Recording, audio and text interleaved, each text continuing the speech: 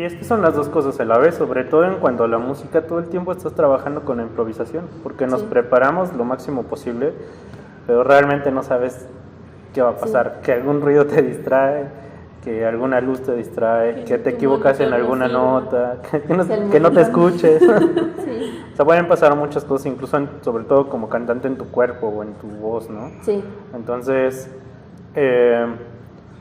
pues eso, los nervios se manifiestan de muchas formas y generalmente se manifiestan en lo que hacemos. Como pianista te tiemblan las manos, igual como guitarrista, ¿no? Sí. Como cantante generalmente luego se te cierra la garganta, no puedes respirar bien. Entonces, pues al final de cuentas es como un equilibrio entre ambas cosas. O sea, sí es prepararte lo máximo posible, pero también saber improvisar, saber cómo resolver en el momento, porque pues creo que les he dicho muchas veces que la música es un poco como la vida. O sea, si algo te equivocas, se queda ahí atrás, ya no puedes cambiarlo. Puedes aprenderlo, corregirlo y hacerlo de nuevo mejor, pero ya no lo puedes cambiar. Sí, claro. Entonces también tienes que aprender a vivir con eso. Con tus errores. Con tus errores. En el canto y en la música, sí, definitivamente sí. Sí, y pasa muchas veces en el escenario. Muchas veces los cantantes también se equivocan, ¿no? Y es peor cuando se equivocan y simplemente se retraen. Cuando dicen, bueno, no pasa nada, seguimos, y incluso lo utilizan como impulso. Es ahí, creo que cuando te das cuenta que ya eres un profesional. Sí, y también algo muy interesante que me acuerdo ahorita hablando de anécdotas, que no me pasó a mí, pero le pasó a una amiga. Hola, Araceli, te mandamos saludos. Puro saludo. No es cierto, sí, le ocurrió. También la vamos a invitar. Sí, que le ocurrió esto de que se emocionó mucho, ya les contará ella cuando venga, pero se emocionó mucho y al principio lloraba, ¿no? A mí me pasaba, sí al punto de llorar, pero yo lo que hacía en mi casa era parar y volver a cantar la canción, ¿no? Así poco a poco, que pues prácticamente sí fue lo que hicieron, ¿no? En clase, pero ella no paraba en el momento en el que empezaba a llorar, porque Josué también le dijo, es que si algo sale así, déjalo fluir y que sirva para la interpretación y poco a poco la vas a ir pudiendo cantar, ¿no? Sin que se te salga la lágrima tanto que te impida cantar. Sí, dominarlo. Entonces, creo que eso fue algo muy bonito porque yo tenía muchas ganas de que justamente la gente experimentara en algún punto eso de que les pones la piel chinita, ¿no? Y yo le preguntaba mucho en clase, oye, pero ¿y eso cómo? Prácticamente, ¿cómo se hace? ¿Cómo se siente? ¿Cómo lo sientes tú? O ¿cómo sabes que a la gente le está pasando eso cuando cantas, ¿no? Que repito, también yo creo que sí influye mucho si les gusta, si no les gusta, si les llega en ese momento, si... Sí, su contexto, ¿no? Sí, pero no me acuerdo si fue él o quien me dijo que una manera también de sentir como que en algún punto al público se le estaba erizando la piel era que tú sentías eso mismo cuando estabas cantando. O sea, tú sientes que sientes eso mismo cuando estás cantando y no porque te oyes a ti, sino por esa emoción. Entonces creo que es algo bien padre también y que todos deben experimentar. En algún punto justo cantar esas canciones que de pronto no las cantas porque te gustan o tal cosa, sino más bien como que tienen esta historia detrás que realmente te llega al corazón, ¿no? Claro, y bueno, ahorita que tocas este punto, que creo que es algo muy, muy íntimo, ¿no? Que al final terminas compartiendo con más personas. ¿Cómo crees que sería el mundo si todos pudiéramos experimentar como este tipo de cosas? ¿Cómo sería? ¿Cómo te lo imaginas? Como los memes. Como un ideal, ajá. Un arcoíris. Quizá me ponen aquí una ecuación. Como algo muy idílico, pero no sé, ¿tú cómo te lo imaginas? Todos cabalgando en ponis voladores. Sí, no, todos cantando en coro como en los musicales, ¿no?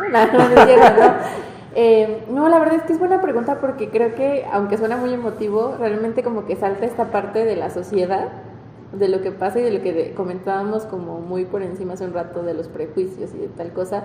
Creo que sobre todo lo más importante es el permitirte a ti mismo hacer las cosas, el permitirte a ti mismo equivocarte, el permitirte cambiar y todas estas ondas. Creo que sobre todo el arte, y yo creo que miente el que dice que no, el arte nos hace felices a todos. Lo que sea que experimentes en el arte, sea que dibujes, sea que cantes, sea que toques un instrumento, que hagas teatro, que hagas lo que sea, el foto, ¿no? Que ya también. Yo creo que sí, a todos algo del arte nos hace felices. Y creo que sí habría un mundo mucho más diferente y mucho más, tal vez con una visión más en paz y más tranquila, ¿no? Menos violenta de las cosas y de las situaciones. Sobre todo porque lo que decías un rato, al momento que estás haciendo algo que implique hacer arte, no estás pensando como en una terapia o como en otros momentos, incluso en tus momentos más esquizo, bueno, no estás pensando justamente en esos problemas, en tal cosa, sino que solamente fluyes y ni te das cuenta. En el momento cuando ya estás dibujando, cuando ya estás metida vocalizando, cuando ya estás metida haciendo cosas, ya se te van esos problemas de la cabeza y no lo notas, no notas en qué momento se fueron. Entonces creo que eso ayudaría a que la gente esté justo más pendiente de lo que merece y menos de estas cosas que de pronto nos hacen tener esas paranoias que terminan en violencia o en otras cosas. Y más allá de esto que ya habíamos comentado, ¿no? Como de, bueno, habría más gente estudiando lo que le gusta, ¿no? Por ejemplo, claro. Pero más allá de eso, habría más gente haciendo algo que les hace feliz, que eso ya sería mucho como aportación humanamente. Me hiciste pensar en algo muy interesante que no se me había ocurrido.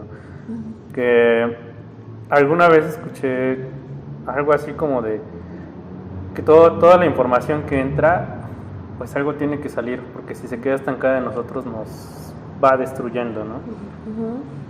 Y no había pensado también en el arte como este medio de desahogo, ¿no? Quizás porque yo lo veo como artista, lo veo como algo más, pero digamos que para la gente en general también está, bueno, para mí también, ¿no? Pero como esta forma de desahogo, como dices, de simplemente fluir sin prejuicios a ti mismo, ni de los demás, ni de los que te impusieron, ni de los que tú tienes, ni de los que te aplicas a ti, simplemente que salga, ¿no? Incluso interpretando, porque a veces tienen mucho conflicto al interpretar ciertas cosas, y siempre les digo, es que no eres tú, es un personaje. El personaje puede ser ladrón, puede ser ratero, puede ser violador, lo que sea, no eres tú. Sí. Y entonces, incluso muchas de esas cosas pueden salir, y no había pensado en la importancia que eso tiene ahora, en nuestro contexto actual, porque estamos llenísimos de información, atascadísimos de información, ¿no? De las redes sociales, del YouTube, de los podcasts, de la publicidad, de muchas cosas, ¿no? O incluso en la escuela, ¿no? Cada vez te llenan de más información y todo. Y realmente, ¿cuánto de eso puede salir?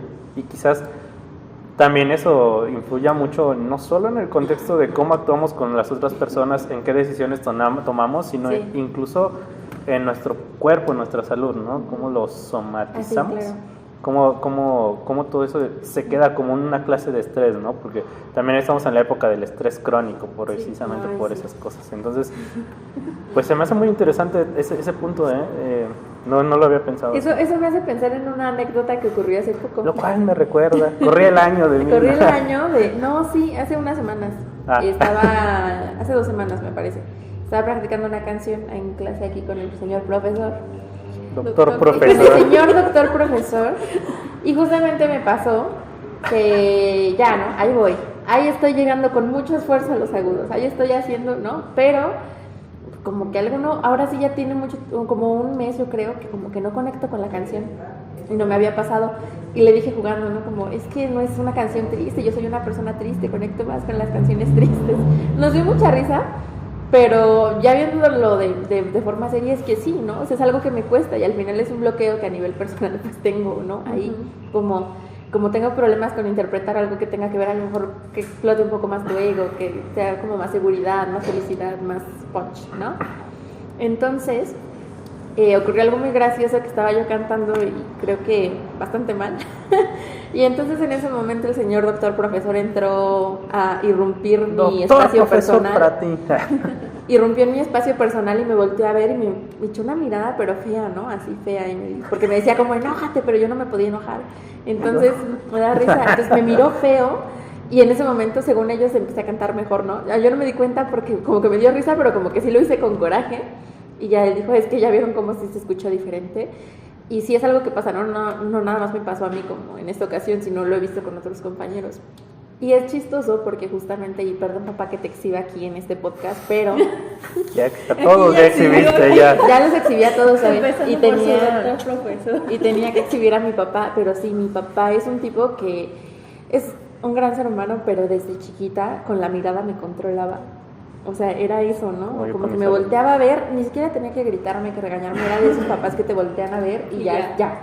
Entonces, cuando él hizo eso, como que activó algo en mí y fue muy gracioso, pero pues al final sí, dentro de risa y risa, al final es algo que dices, como que ya te vas dando cuenta y teniendo noción de más cosas también. Sí, yo creo que por todo lo que nos has contado y así, yo creo que entra como un factor de mucha conciencia y de mucha conexión también con cosas que a lo mejor en este momento ya no recordabas, ¿no? Y lo que cuentas también de algunos compañeros que les gusta un género en este momento, pero al estar todos en grupo también conectan con sus abuelos, ¿no? Con sus tíos, con sus padres. Yo creo que es una experiencia como pues muy, muy enriquecedora, ¿no? Sí, bastante.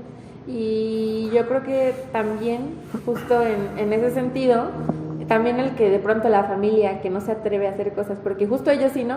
Justo al ser papá, al ser el abuelo, a ser la mamá, a hacer tal cosa, es como que ellos también es como, a veces sí te permiten ser feliz, ¿no? A veces les cuesta mucho, pero aflojan, ¿no? Pero ellos a ellos mismos no se lo permiten. Porque se meten en su rol de padre, de abuelo, de trabajador. Algo que vi, por ejemplo, ahorita en mi familia es que, en el caso de mi papá, por ejemplo, que ahorita ya lo exhibí, es que ya desde que empecé a cantar y me vio más contenta y me vio incluso más saludable en el contexto en general, como que él también como que ya se tranquiliza un poco, como que llevamos mejor la relación, como que todo va, ¿no? Está interesante también, como factor de cambio, ¿no? Personalmente.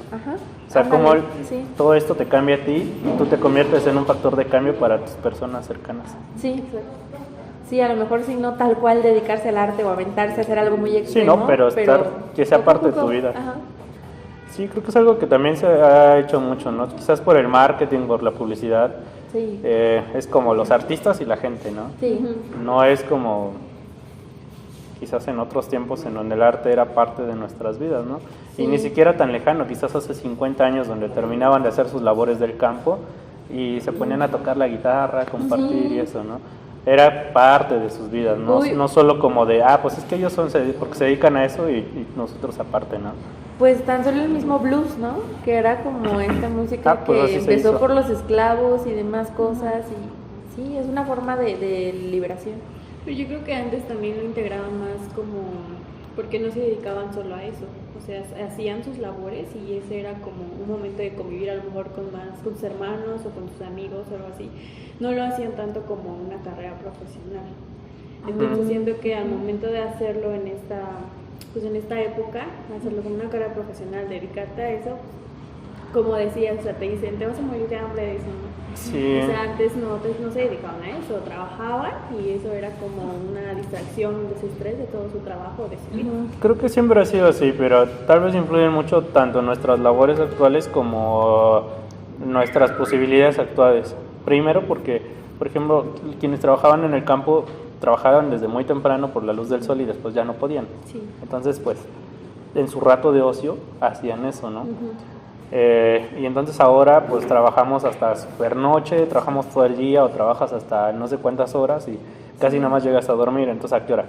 Pues sí. Y aunque tengas el tiempo, lo que tenemos a la mano para el ocio no es tocar un instrumento, es escuchar un podcast, ver un video en YouTube, celular, jugar en el celular, lo que sea, ¿no? Salir a comprar, ¿no? También. Y lo he visto incluso en personas de otras generaciones que antes hacían eso, en sus tiempos de ocio se ponían a tocar y todo, y ahora como tienen teléfono pues ya no tocan, mejor se ponen a ver videos.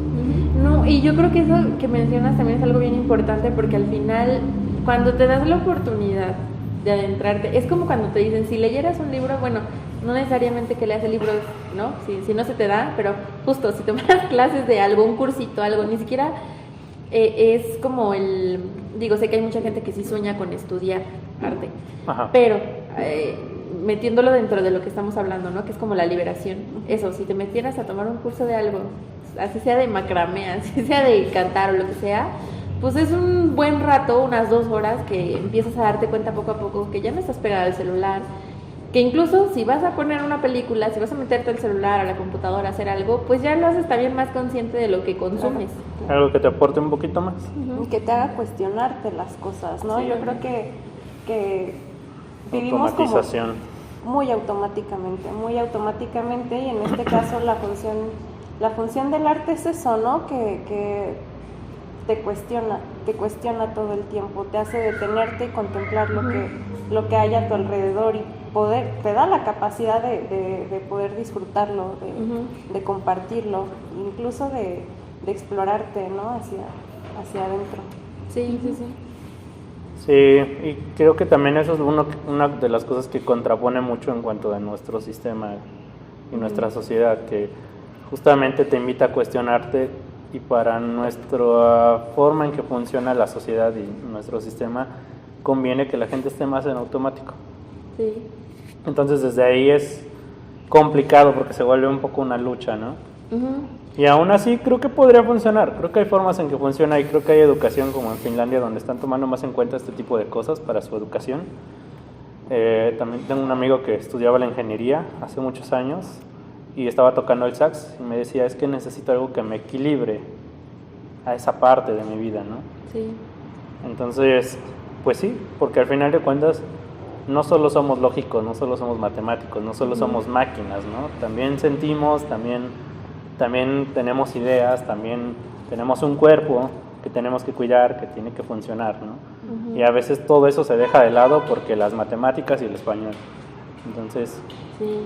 creo que es una cuestión muy complicada también. Y sobre todo, también algo que platicaba hace poco con los de teatro, era como comentar mucho esta idea que ya debería también salir más expuesta de nuestro concepto de fracaso, ¿no? Porque... Y de éxito también. Ajá, Eso sí, me lleva a sí, una ambos. pregunta. Porque justo a veces por eso es como decíamos hace un rato, como tan solo en el salón de clases, si uno sí va porque quiere dedicarse de lleno a estudiar la música clásica y tal, y la música académica y todo, pues también hay el que va porque no tenía nada que hacer y se quiere distraer y canta bonito, o no canta bonito pero quiere aprender y porque sí, ¿no? Entonces, así también en la vida, o sea, de pronto no todos tienen un, ¿cómo se dice? ¿Objetivo? Cuando planeas tu vida. ¿Un plan de vida? Un plan de vida. Perdón, maestros de segundo año de la escuela, no hice mi plan de vida. No, sí, eso. Que no todos tienen ese mismo plan de tener una familia, tal cosa, ¿no? Un carro, una casa, un tal... ¿no? Y sobre todo, algo que me enseñó uno de mis muchos terapeutas y que yo agradezco mucho, es realmente como este concepto de la responsabilidad, porque hay veces que, claro, de pronto dices, ay, es que no quiero soltar a la familia, ay, es que tal persona a lo mejor está a cargo de, ¿no? En mi caso, les comparto que yo estoy a cargo de mi madre, que desde hace 10 años está enferma porque sufrió un infarto cerebral. Entonces, sí, mucho tiempo, tanto mi papá como mi abuela me dijeron como, es que tienes que hacer, es que tú eres responsable de tu mamá, y esas cosas que en el momento a lo mejor ellos lo decían pues, con nada de dolo, pero que ya cuando lo piensas dices, pero ¿por qué soy yo responsable? Digo, sin sonar mal ni mala onda, pero justo, o sea, si no se cuidan las personas, si de pronto no se tratan a tiempo, también el sistema de salud como está de horrible, ¿no? Y llegan a pasarnos ciertas cosas, ¿no? También a nivel personal, si no cuidas de tu salud mental o de tal cosa, entonces también ¿cómo esperas que alguien más se haga responsable por algo que desde pequeños hasta cuando creces te corresponde nada más a ti, ¿no? Que tú no te hiciste responsable. Sí, uno tiene que, claro, sí estar ahí para ellos, y ayudarlos y tal cosa, pero tal cual esa palabra, ser responsable, no eres responsable de nadie. Y justamente hoy yo en mis clases estábamos tratando justo con eso, porque nosotros pues nos dedicamos como a tratar a los pacientes de esa enfermedad, pero mi profesor, que es psicólogo también, nos decía que no solo nos tenemos que meter en el entorno de la persona, sino también en su entorno social, o sea, quién es su cuidador primario, que en este caso serías tú de tu mamá, y que cargas toda esa presión emocional en ti, que pues tú no decidiste. Sí, claro. Sí, aparte es de pronto obviamente la gente actúa también sobre todo en el miedo, ¿no? Uh-huh. Cuando actúas por miedo, pues eso es algo que yo vi en mi caso en particular, fue, no puedes tener un gato, ¿por qué no puedo tener un gato? Porque tu mamá, y hasta que mi terapeuta que les compartí me dice como, ¿y tu mamá es alérgica? Y yo no, y me dice, pues y luego no le gustan los gatos o por qué, y yo no, tampoco. Y me decía, pues entonces, ¿te hace feliz tener un gato? Y yo, ajá, ¿y por qué no puedes tener un gato si te hace feliz, no? Tan sencillo como eso. Evidentemente hay cosas que te costarán más trabajo en la vida, obtenerlas y demás, pero creo que también ahí radica el miedo y la confianza, no nada más la confianza que te tienes a ti mismo, sino también de pronto la que uno como papá o uno como hermano, uno como lo que sea, como amigo incluso, le tienes a esa otra persona que confía en ti, ¿no? Creo que eso es importante porque de pronto, híjole, por mucha inseguridad que uno tenga, yo creo que hay que apoyar mucho los sueños de los demás o lo que sea que les aliente, porque a veces en eso radica el que consigas o no las cosas, ¿no? Como ya el sentir que alguien cree en ti también es importante, ¿no? Esto que decían los budistas, de la fe en 3 dimensiones, ¿no? Fe en ti, fe en los demás, que es importante, y fe en tu Dios, hablando de un Dios como de manera general, ¿no? En algo que tú creas. De lo que tú crees. Ujú. Okay. ¿Por qué crees que es importante que alguien tenga fe en ti? O sea, porque creo que actualmente tenemos mucho este pensamiento de todo radica en ti, que Sí. tus pensamientos cambian el universo y todo eso, ¿no? Entonces, aquí estás planteando como la antítesis de eso, ¿no? ¿Por qué es importante que alguien confíe en ti? Sin que sea necesariamente por un apego, porque es lo que seguramente a las personas se le vendrán primero a la cabeza, ¿no? Sí. Que no debes depender de los demás y todo, Sí, pero exacto. ¿por qué sí? A Pues, tu parecer. de hecho, por ejemplo, ahí la diferencia, ¿no? Algo que tú me decías hace poquito, que yo le platicaba una anécdota de mi taller de cine. Le dije. Y me dice y le dije y nos dijimos. Así No, que agarra dice. y que me dice. No, pero le comenté una anécdota y en conclusión era que él me decía como, es que siento que estás haciendo las cosas para satisfacer a alguien más. Claro que puede pasar, Ah, sí. ¿no? Ahí es eso que está diciendo él, ¿no? Como que, ay, eso ya estás esperando casi la aprobación de alguien más. Sí. Y se trabaja y todo, pero creo que es importante de pronto como que las personas te impulsen y te apoyen y demás. Ojo, que sin mentirte, ¿no? También. Ujú. Pero porque al final es eso, obviamente uno es un ser individual y hay cosas que, como ya lo dijimos, dependen de uno mismo, pero al final en contexto, nuestro contexto social, cultural y demás, estamos conviviendo con otras personas. Por ahí dicen las abuelas, ¿no? Que uno viene al mundo solo y se va solo. Ajá, pero pues mientras estás aquí estás conviviendo con muchas más personas. Entonces creo que eso influye bastante, porque al final sí, aunque no seas una persona, por ejemplo, maleable o influenciable, creo que sí depende mucho a veces del que convivas con la gente, tus ideas y demás cosas, no porque no tengas como ese dominio de ti mismo, pero influye porque es gente a lo mejor a la que ves todos los días, es gente que es importante para ti. Algo que yo veía también relacionado con esos temas de salud mental era como esta onda de quererte a ti mismo primero para que te quieran, ¿no? Y era algo que yo comentaba con mi terapeuta, que está feo porque suena a que entonces nadie te puede querer hasta que tú te quieras, y mientras entonces ¿quién te quiere? Nadie, ¿no? A lo mejor es un concepto que de pronto tomamos como erróneo, ¿no? Cuando vas a terapia y demás. Evidentemente se refiere a que también es importante que tú te des ese valor, pero ¿por qué no lo plantean así? Obviamente es importante que tú te des ese valor, que tú las cosas las hagas por ti mismo, pero claro que tienes derecho a que te quieran, a que te amen, a que no, aunque estés mal. Claro, eso es un amor que se va como fortaleciendo con base también en lo que los demás nos pueden aportar, ¿no? Sí, entonces relacionado con eso creo que es importante porque también a veces hay ciertas inseguridades que cuando ves que, justo, repito, no que la gente te está mintiendo, ¿no? Para que consigas algo como de, sí, lo hiciste bien y lo estás haciendo mal, no. Pero sí que te digan como, mira, si te esfuerzas y haces tal cosa, igual y más adelante o tal, ¿no? Y eso como que ya te deja ahí bueno, no me dijeron que no. Como hace poco que pasó para lo del ensamble. Yo creo que, híjole, por ahí conocemos a mucha gente cercana que todavía tiene esa idea de, no puedes cantar. Hombre, Es que tú no tienes el don, no tienes el talento, tal cosa. Y es como, bueno, ¿y tú quién eres? ¿Eres Dios? ¿O quién eres? Como para venir a decirme, ¿no? Para nada. Y que Josué, yo creo que justo si estas otras personas fueran mi profesor, pues ya me habrían destruido en un segundo las ilusiones y los sueños y todo, ¿no? Y el que Josué justo me dijera, bueno, mira, es que tienes estas actitudes para esto y esto, pero pues estás de la fregada en esto porque no te pusiste a estudiar o porque tal cosa. Es un maestro que te corrija, pero que no solo un maestro, ¿no? En general, alguien que la gente te corrija o que te diga las cosas como son, pero sin truncarte las alas. Sin herirte. sin herirte, creo que eso es muy importante, es eso, ¿no? Ahí es eso de que es importante que los demás crean en ti, que te impulsen de alguna manera también, porque pues sí, pues al final se siente bonito, ¿no? A quien no le gusta recibir como ese cariño, ese afecto, o sobre todo pensar como que si en ese momento en el que yo no creo en mí y alguien más creyó en mí, gracias a eso a lo mejor pude justo empezar a darme cuenta y hacerlo por mí mismo. Pues sí, y al final de cuentas eso se transporta también en tu vida. Creo que yo tuve la fortuna de empezar con personas que me impulsaron y me apoyaron mucho en ese sentido. Y creo que eso fue el verdadero factor de cambio. No solo que me ayudaron a darme cuenta de lo que yo podía aportar y podía hacer, sino también en cuanto a eso, ¿no? Como dices, dar el voto a favor, porque yo también tenía como mucha inseguridad ante muchas cosas porque nadie creía en mí, ¿no? Entonces después de repente 1, 2, 3 personas empezaron a creer en mí y gracias a eso yo me di cuenta y empecé a creer en mí también.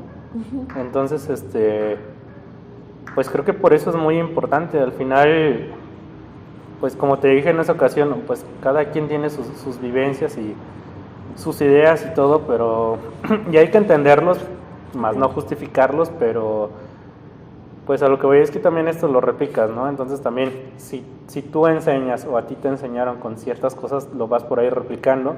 Claro que tu responsabilidad es entenderlo y saber si lo vas a seguir aplicando o no. Pero creo que también positivamente se puede hacer, ¿no? O sea, sí. Creo que también en agradecimiento y en lo que yo viví, creo que también es por eso que busco mucho como esta parte hacia mis alumnos. Y pues es complicado. A alguno de esos maestros a la fecha es como de... Lo desconozco un poco porque es como de, o sea... Esto que estoy haciendo lo aprendí gracias a ti, gracias a lo que tú hiciste por mí. Y ahora estás diciéndome lo contrario de lo que pasó en ese entonces, ¿no? Entonces, sí. Es algo raro, pero al final de cuentas, pues el aporte está ahí. Sí. Creo que hay muchas formas de aportar. Hay una frase que me marcó mucho, que decía que no puedes cambiar el mundo. Porque creo que es una de las cosas que a mí me impulsaron a dedicarme a la música y en la vida en general, en esos tiempos, que no tenía motivos para vivir. Cambiar el mundo. Pero pues también te das cuenta en algún momento que no puedes. Sí, claro. Pero la frase dice, no puedes cambiar el mundo, pero sí puedes empezar a cambiarlo. Entonces justamente te hace pensar en todo lo que cambia tu perspectiva de las cosas, porque ahora piensas 2 veces en qué dices, en qué comunicas, en qué le das a las personas, ¿no?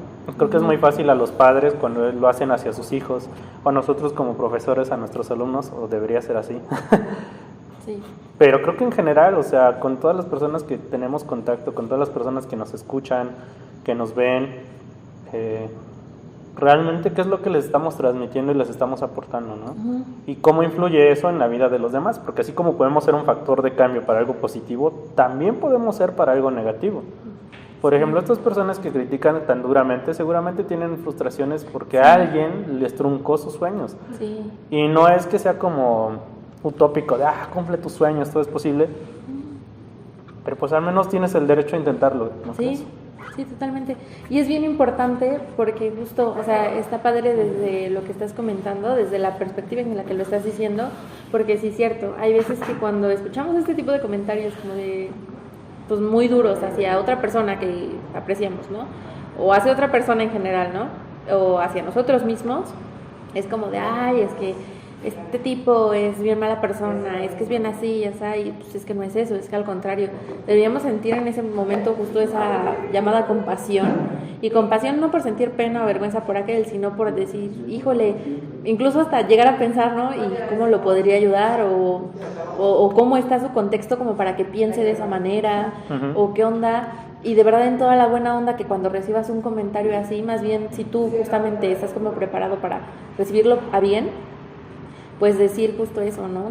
Como el intentar por lo menos plantar ahí la semillita y no generar como más odio, no como justo el seguir el hilo del odio o de las cosas negativas en las que tú también le contestas mal al otro o tú también le regresas o incluso tienes como 1000 paranoias y hasta esperas el momento para regresarle al otro lo que te dijo o con lo que te lastimó y por el contrario, o sea, más bien debería ser como híjole, pues qué bueno puedo desear o generar para ti, o por lo menos desearlo, y creo que eso ya sería como un avance también para todos. Porque incluso hasta para lo negativo hay una forma positiva de desahogarlo, que es lo que decíamos hace rato, ¿no? Retomando el tema, más bien ligándolo con el tema de hace un rato, que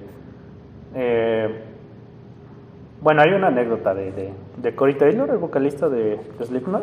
Sí. Alguna vez en una entrevista le dijeron, oye, es que tus conciertos siempre sale gente lastimada, siempre salen cosas rotas, siempre hay alcohol, siempre hay golpes. ¿Qué nos dices de eso, no? O sea, ¿por qué deberían seguir haciendo tus conciertos si es puro caos? Creo que como una forma de tratar de agredirlo, ¿no? Y justamente él podría haber dicho, ay, esta gente amarillista nada más me pregunta para joderme, ¿no? Pudo haber contestado como Pimentel. ¿Cómo? Que es que no le quiero decir porque groserías, pero que dijo, pinches chamacos. ¿Cómo que no me conocen? Ajá, o sea, pudo haber dicho muchas cosas y sin embargo lo que él hizo fue algo muy interesante y que les dijo que efectivamente había bastante violencia en sus conciertos, no lo negó, dijo, sí, hay mucha violencia en mis conciertos, pero ¿qué pasa? Que su música pues estaba hecha para eso, para desahogar todos esos sentimientos, dijo, prefiero que toda esa gente que tiene esas frustraciones y esos conflictos vaya y los desahogue en el concierto con la música, gritando, cantando, a que vaya y golpee a alguien, a que vaya y mate a alguien, claro. Todas esas cosas, ¿no? Entonces, también ese factor como de catarsis también, ¿no? Que es lo que comentábamos hace rato. Yo, bueno, si me permiten justamente tocar un tema que me parece como bien importante. Me parece como muy importante, que siento que los que nacimos dentro de los 90s en adelante, la verdad es que tuvimos bastante suerte. ¿Y por qué los 90s? Porque justamente el movimiento grunge, ¿no? Ya es que mencionaste a Corey Taylor, yo tenía que mencionar a Lainey Shelley, ¿no? Sí, pero justo el movimiento grunge como que fue un punto que a lo mejor muchos no reconocen del rock como wow, no como los 70s que trajo como las primeras, los 60s, 70s que trajeron a las grandes estrellas y demás, ¿no? Sobre todo en el rock, los 80s, ¿no? Que era todo mucho show, espectáculo, pero los 90s ni yo sé tampoco principalmente. Es que en los 90s justo el grunge era eso, era como de verdad no había yo siento que no había este papel del rockstar de querer como ser tan ligadores, tan sobresalir, tan este ego, ¿no? Ajá. Que tenían los rockstar de décadas atrás, porque estos estaban suena chistoso pero no es chistoso, estaban en su lapso depresivo total. Es broma, pero si quieren no es broma. Y empezaron justamente ahí como a mostrar sus debilidades a través del rock, ¿no? Y para mí fue muy interesante porque era como wow, o sea, en el caso de mi cantante favorito que es Lainey Shelley, el vocalista de Alice in Chains, de verdad era como que se abría las entrañas de ese hombre cuando subía al escenario y tú escuchas sus canciones, las escuchas, ¿no? Sin saber, sin tener noción de qué dicen las letras, y el cómo canta, el cómo lo interpreta, era algo tan natural de él porque estaba sintiendo mucho dolor, ¿no? Y de hecho, digo, para quien no sepa, pues justo sufrió una gran depresión, tuvo problemas con drogas, obviamente como muchos músicos de rock, pero terminó justo pues como con una muerte lenta, que no fueron en teoría ni las drogas, ni justo esta vida que llevaba, sino más bien como justo núcleo en el que desarrolló como su vida musical y demás, y su vida personal también, ¿no? Como su núcleo familiar, sus amigos, las personas más cercanas, que algo que me parece muy curioso es que justo nunca escucharon como ese llamado de atención a través de sus canciones, que lo dicen de manera muy clara y muy cruda, ¿no? Si escuchan las canciones de Alice in Chains y ven que dicen, pues también es como que ahí él está diciendo tantas veces, como ni siquiera pidiendo ayuda, sino expresando lo que a él le pasaba. Y que creo que, por ejemplo, justo, si nos vamos a los 80, pues, ¿qué cantaba Motley Crue o Kiss o tal? De que, oye, nena, ven, te amo, ¿no? Pero en rock. Y tal vez en los 60, 70 sí había cosas mucho más profundas y más filosóficas y tal, pero en los 90 se abrieron las entrañas por completo, porque era como eso, era así. Ahora algo que les parece ridículo y de generación de cristal, es que me dejó mi papá, es que tal cosa, pues sí, pero lo estaban cantando y lo estaban expresando a través de su música, de su rock del momento, ¿no? De ese estilo. Entonces, creo que me parece muy importante y digo que tuvimos suerte porque fue ahí cuando empezaron a exponerse sin miedo a eso, a que se burlara la gente, sin miedo a que, no sé, que la sociedad o los demás dijeran lo que fuera, sino pues ellos pusieron, yo creo que ese sello en el grunge. Entonces es importante porque empiezan a salir estos temas de salud mental y repito, algo que me parecía muy curioso de él es que en muchas entrevistas, cuando le entrevistan a su madre, a su hermana, a sus amigos y a otros artistas, colegas que fueron muy cercanos a él, todos dicen como, híjole, es que me hubiera gustado ayudar a Lane saber qué era lo que le pasaba, saber qué era lo que tenía, y tú dices como, ¿cómo está diciendo esto su mamá? Si todo el tiempo lo está diciendo en sus canciones. O sea, hay alguna animación, no me acuerdo si es de Los Simpson o qué, que explica perfectamente eso, ¿no? Está cantando como de, me muero, ayúdenme, por favor. Creo que es de Ricky Morty. Y dicen, me muero, ayúdenme, por favor, y los demás así de, ¿qué le pasará? Me gustaría saber qué tiene, ¿no? Sí. Ojalá pudiera ayudarlo, y literalmente le dice lo que necesita, y los otros así como de, no, ¿quién sabe qué será? Sí. Y suena gracioso, pero la verdad es que es súper delicado porque es como, o sea, ¿es en serio, señora, que está diciendo eso? Es que no era fan de la banda de su hijo, ¿qué estaba pasando? Pues seguramente no, seguramente lo contrario. ¿Sabías que en los años 1900 y cacho, justamente en la música académica y en otras artes, viniendo del romanticismo, que era la expresión, se pensaba mucho en la expresión de los sentimientos, vinieron después algunas corrientes artísticas como el impresionismo y el expresionismo, que justamente trataba tanto la pintura como la música y otras artes, que justamente trataba de hacer eso, ¿qué dices? Como retratar la cuestión de lo que sientes, ¿no? No tanto como que fuera como estético, que fuera como... Ay, se me aflojó mi cinturón, perdón. Que fuera como estético, que fuera como equilibrado, si no era como lo que suena, lo que se siente, ¿no? Sí. Y empezaron a tocar temas como más extraños, a tocar temas como de la locura, de la alienación, de cosas así, ¿no? Creo que todo esto se transportó muy bien a la música popular, que al final de cuentas quizás es lo más... a partir de ahí fue cuando empezó a ser como más... ¿cómo se llama? A tener más territorio que la música académica, como tal, que las bellas artes, pues, más lo popular. Pero justamente trataba un poco de todo esto, pero creo que todo esto que dices al final, el arte y la música son una expresión de nuestra sociedad, ¿no? Entonces, justamente está interesante qué es lo que pasaba en esos tiempos para que esos músicos tuvieran que expresar eso, o para que se sintieran así, ¿no? Que es lo que veíamos también a la cuestión de interpretación, que es donde te enriquece también bastante, porque para saber realmente tienes que investigar qué es lo que sucedía, ¿no? Sí. Hay una composición donde justamente se replican como todos los sonidos de una bomba atómica. Y está muy cañona y muy, muy pesada de escuchar porque suenan las alarmas, cómo van pasando los aviones, cómo caen las bombas, la gente corriendo, gritando. Está muy densa, porque justamente la idea es como transportarte a eso, ¿no? A ese lugar y a ese momento. Y es algo que se olvida muy fácil, porque por ejemplo, Estados Unidos nos llena de películas y ellos son los buenos siempre y todo, pero te hace pensar realmente qué es lo que pasó a esa gente, ¿no? Sentir esa gente, y a veces es tan fácil decir, pues se les cayó una bomba y pues quién sabe, ¿no? Como si fuera algo muy ajeno. Sí. Cuando realmente, pues, somos humanos también, ¿no? O sea, somos parte de esta realidad y es algo muy complicado y muy, muy feo. Sí, totalmente. Entonces, pues es lo interesante, que puedes expresar muchas cosas y muchas ideas. Como les comentaba al final, yo creo que los cantantes, los músicos en general, lo que hacemos es contar historias, ¿no? Expresar ideas y sentimientos. Apenas hace unos días una alumna estaba montando un área de ópera y ya la puse como a interpretarla un poco más. Y me dijo, ¿desde cuándo la clase de canto se convierte en actuación? Y le dije, es que es lo mismo. Y sobre todo si cantas ópera, pues por eso se hizo la ópera, ¿no? Es la importancia que se juntan varias artes. Y bueno, retomando lo que dijiste sobre el canto, que pues tú lo dejaste y luego lo retomaste y con eso pues ya te sientes un poco mejor hablando psicológicamente y pues en tu entorno social, que es tu familia, tu papá, lo que sea. ¿qué consejo o qué le dirías a esas personas que a lo mejor también lo quieren, pero no se animan a hacerlo?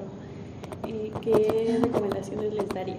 Qué difícil. Tomen Porque- agua y no dejen de parpadear. Tomen agua y no dejen de parpadear. No, es En el baño. que es que justamente es como complicado porque eso, o sea, también una vez que uno ya está del otro lado del charco, pues ya es fácil decirlo, ¿no? Y como todo, es fácil decirlo, pero hacerlo es muy complicado. Creo que algo que podría decir es, en primera, que siempre busquen cosas que los hacen felices, aun cuando haya cosas realmente malas y demás, busquen cosas que los hagan felices. Ajá. Y que sobre todo traten de explorar lo que les pasa y les viene bien a sí mismos, porque si están como tratando de pronto, incluso aunque buscando ayuda, ¿no? Pero fijándote en el otro, y no nada más fijándote en el otro por compararte, sino eso que dije, de pronto buscando ayuda y pensando, ay, igual y si le pido a tal persona, esta persona hace confianza y le... O sea, que no traten de no hacer eso, sino que traten de experimentar qué pasa cuando ustedes ya llevan una fórmula y la cambian un poco, que es lo que pasa ahora, ¿no? Creo que es eso. Es como a lo mejor no atreverte a tirarte de un bungee, ¿no? O hacer algo muy extremo, o no cambiarte de ciudad de un día para otro y esas cosas, sino algo un poco menos agresivo, algo que digas tú, bueno, O sea, salir un poquito de tu zona de confort y explorar. sí, como, híjole, me da miedo a lo mejor dejar de llevar como este itinerario que tengo, porque si no, no me va a rendir el día. Hazlo un día, a ver qué pasa. Ok. No. A mí me gustaría saber qué de esta conversación, de todo lo que hemos hablado hoy, qué cambió en tu perspectiva, qué cambió a partir de lo que hablamos hoy. O sea, obviamente al salir de aquí no vas a ser la misma que cuando entraste, pero ¿qué es lo que crees que cambió? Tal vez no te des cuenta de muchas cosas hasta después en retrospectiva, ¿no? Ya habrá un Sí. capítulo 2, pero en sí, ahorita, ¿qué crees que decías? Bueno, esto no lo había pensado, o ahora entiendo esto, ¿no? Que creo que es importante de pronto sentarte a conversar, porque aunque parezca, por ejemplo, un tema en común, ¿no? Que estábamos hablando de música, de canto y de algo que era como un tema en específico, eso deslinda más cosas, ¿no? Entonces, es importante de pronto que haya el espacio, ¿no? Porque aunque sea como, que por cierto, gracias por estrenar conmigo, gracias por estrenar el primer capítulo conmigo, no, pero sí, es importante porque al final no es el que digas, ay, pues vamos a hacerlo para que nos vea un montón de gente y nos vamos a hacer virales, ¿no? ¿Qué? ¿Cómo que no? O sea, al final creo que es un momentito en el Ya que te ves, sientes a conversar, en el que agradeces que te den como ese punto de atención y que justo a lo mejor te sueltas para decir muchas cosas que piensas y que de pronto no te tomas el tiempo de compartir o de decir y demás. Y que yo creo que sobre todo en específico, ¿no?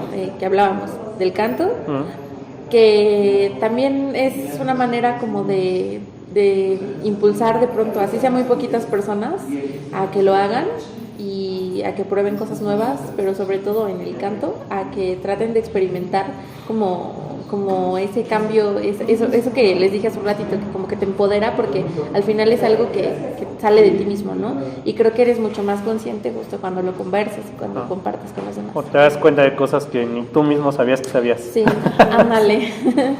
Ok. Pues muchas gracias, Per. No sé si alguien tiene otra cosa que agregar.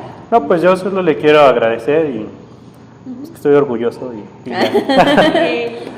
Muchas gracias por Ahí tu vamos. tiempo, por abrirte con nosotros, por contarnos tus anécdotas, tus procesos, que creo que a veces no es fácil, ¿no? Pero bueno, vemos que ya lo vas dominando bastante Sí. bien. Me alegra mucho.